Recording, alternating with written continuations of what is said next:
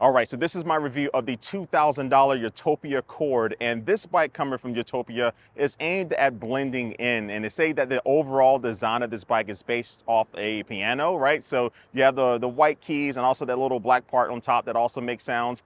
I don't know exactly what it's called, but that's the theme of this bike. So it comes in white, but also the black version that I have here, and they have some logos or some designs around the bike that are painted in white on this black version. So I can kind of get the reference of it.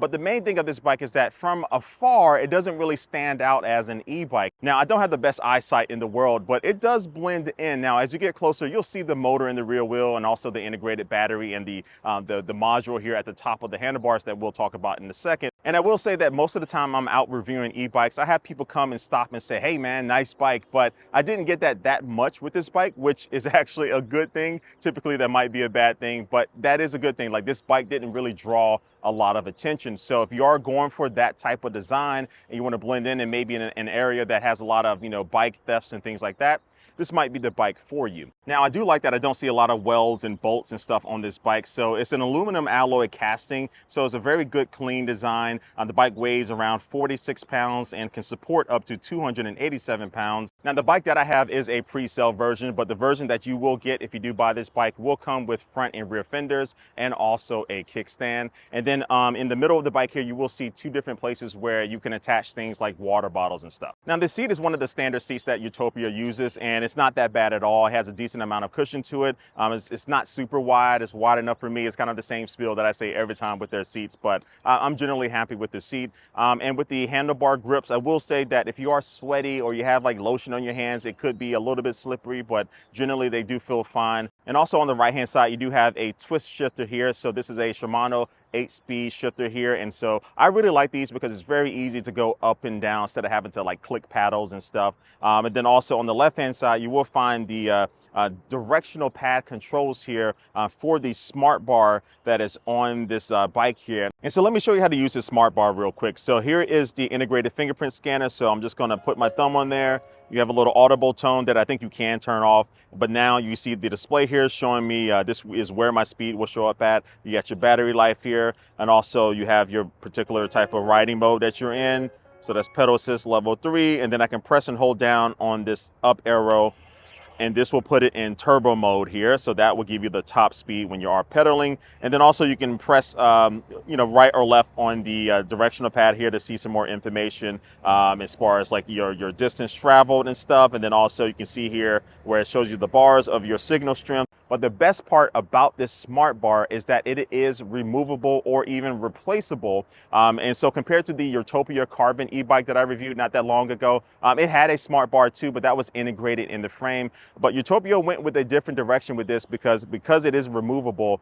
That means that if they do offer a upgraded version of this smart bar later down the road, maybe next year, that might have a better display, might have better internals and stuff, you can easily replace it. You just have to remove a few screws and then plug it into the existing cables, and then now you have an upgraded version of the smart bar. So I can't tell you for sure that this company is going to upgrade the smart bar, once a year like smartphones and stuff like that. So it's kind of wait and see to see how much they really invest into this. But I think the possibilities of being able to have an easily upgradable bike is definitely very attractive. Now, as far as lighting, you have this really clean, seamless, integrated LED headlight up front. Really good visibility, no complaints there. But then on the back, you will find this really cool projection system that they're bringing over from their previous Urtopia bikes. So basically this has a red tail light, but then also it does project onto the ground. So it can project either your left or your right turn signals, but then also you can enter in this kind of like mode where it really flashes to give you really good visibility at night. So this whole system is cool, but there are a couple of things that I wish was improved.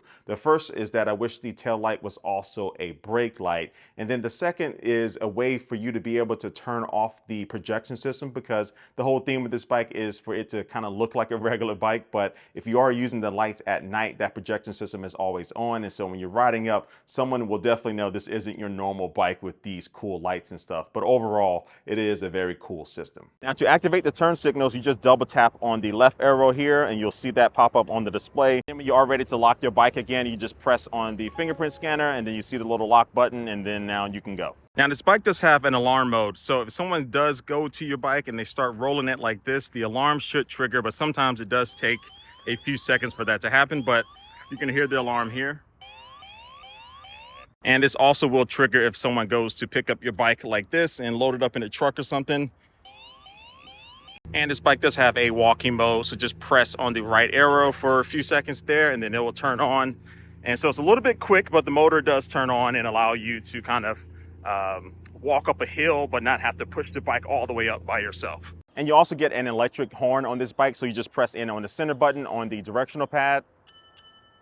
There you go, and it's pretty loud. And you also have voice control too, even though when you're riding at high speeds and you have a lot of wind and stuff, they might not work that well all the time, but when you are standing still, they work, but I still find it easier just to use the touch controls, so I don't really use the voice controls that much. Now what you're hearing now is some music that I have playing via the module here on the bike, so it's cool because you can connect to this just like a Bluetooth speaker via your Bluetooth settings in your smartphone, and now you can ride out to some tunes and have some good times, listen to some good music. So it's cool to have this already built in. You don't need to buy another speaker or anything like that.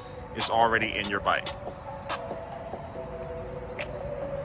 Now, Urtopia also makes an app that works with their bikes, including this bike, and this app is available via iOS and Android. And so you can control multiple functions of the bike, including turning on the headlight, just like that. And I'm gonna turn it back off, like so. And this app is also where you'll register your fingerprint, and also you can control the different sounds of this bike. But then also this is where you can get information about the eSIM that allows this bike to have the navigational capabilities. Also, you can update the software of the bike via this app as well. And then also they have a very nice kind of community section here. You can see other people who do have Urtopia bikes, and you can see some of the different rides that they have gone on. And this bike does have GPS as well. And so right now I'm down here by the St. Louis Arch, and I can enter in a place and then search for that, and then it will give me directions actually here on the display of the bike. And so don't mind the flickering, because as I get closer here, you might see that it goes away. So no matter when you are riding the bike, no matter how far away, you won't see that flickering. This is just because of the video recording, but it will give you that turn-by-turn directions here on the display here, which is pretty nice. And now let's talk about some things that this bike does not have. So you don't have an adjustable handlebar as far as like being able to raise it up and down. So do be aware of that. I find that even for me being 6 feet tall, it wasn't uncomfortable, but I am leaning forward a little bit more. And then you won't find any suspension on this bike either. So no front, no rear suspensions. Now the battery is right here, and it's really nicely integrated into the frame of the bike. And to remove it, you can use one of the 2 keys that comes with this bike.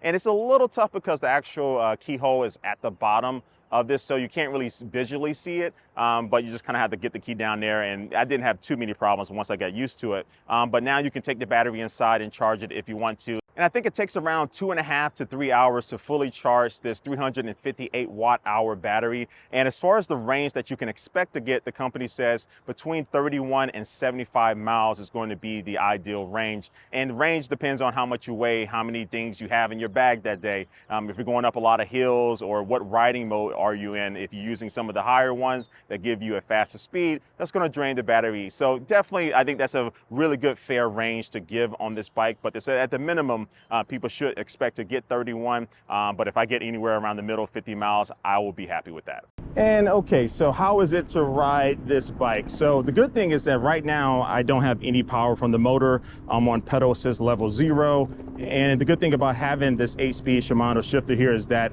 if you do run out of battery, you can always, drop to a lower gear to make it very easy to ride this bike home. But because this bike doesn't weigh that much, no matter really what gear that you're at, it's not going to be that big of a deal. So I do like that. And so as far as the power for this bike, it does come with a 36 volt, 350 watt motor that's in the rear wheel. And you do get around 45 Newton meters of torque. And we'll test how this is going up a hill in a second. But let me go ahead and do a speed test and see what maximum speed that we can get. So it has a few different riding modes, but I'm gonna hold on the up button. And you hear that little animation. It takes me into turbo mode. And let me raise up the gears a little bit, and let's see how fast we can go. And so on the website, they say you should be able to get up to 20 miles per hour. I'm already at 18, 19, and I'm pumping here, 20, 21, 22, and I am pumping pretty hard there. So 22 miles per hour at a very kind of high output is what you can get. A good cruising speed for this bike for me though, it's been around like 15 miles per hour. without having to work too hard. And all right, so now for a little bit of a hill test, I'm going to be showing you the hill from ground level here. And so let's get this thing going. I'm in turbo mode number 3 and let's go. So starting from a dead stop, I'm in 3rd gear. And this is super easy right here for me. And we do have a helicopter landing, so that's pretty cool. But yeah, this motor is definitely good, right? Going up San Francisco steep hills, you know, you might have some problems here, but for a hill like this, that is a little long, and it does take you up a little bit, this motor handles it with no problem, and I'm not even working hard. And another good thing is that this bike does have a torque sensor, so that means that it's able to respond to your pedaling as far as like how much power you put into your pedaling, and that's better than your traditional cadence sensor because that can be a little bit jerky and stuff. But this torque sensor, 350 watt motor, super smooth and easy. But okay, now let's answer the question about who this bike is for. Well, if you just want to blend in, you don't want something that stands out and looks like you paid $2,000 for it, the design of this bike definitely has you covered there. And also, if you just want like a normal riding bike instead of having an electric bike that has like a throttle and looks like an electric scooter or electric motorcycle on the bike trail, this one definitely has the opposite of that. So you might want this bike for that reason too. Then you got the smart bar that does satisfy my geeky needs. And I love the tech that's inside of this bike too. So again, we'll see if they really pump out upgraded modules of the smart bar as time goes on. But overall, I say that this bike is a really good all-around bike for the $2,000 price tag, especially if you know what you're looking for. So